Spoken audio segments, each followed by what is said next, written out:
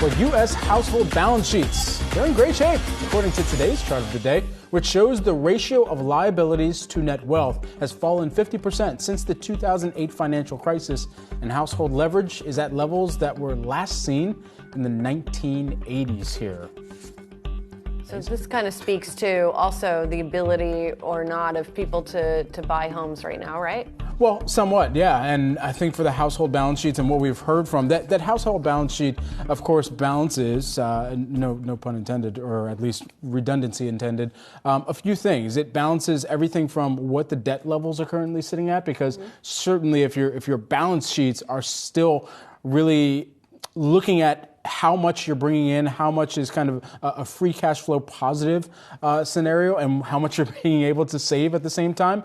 Even all of that considered, you still have the household debt. There's good debt, there's bad debt that each household has, whether that's on the credit card front or whether that's on how much you're being able to pay down in your payments towards things like mortgages, seen as good debt, because ultimately that's something that you'll eventually be able to take full ownership of and recognize. So I think as we get the data that comes in from the New York Fed, and I keep leaning on this because it's amazingly important to tell about the health of the consumer, or at least the mindset right now, based on their credit card and debt holdings right now, especially compared with charts like this that look at the balance sheet health, if you will. I mean, seems like a good thing. It seems like a good thing. All the banks are saying that too. All the banks are saying over the course of this week that the consumer is healthy right now. Yeah.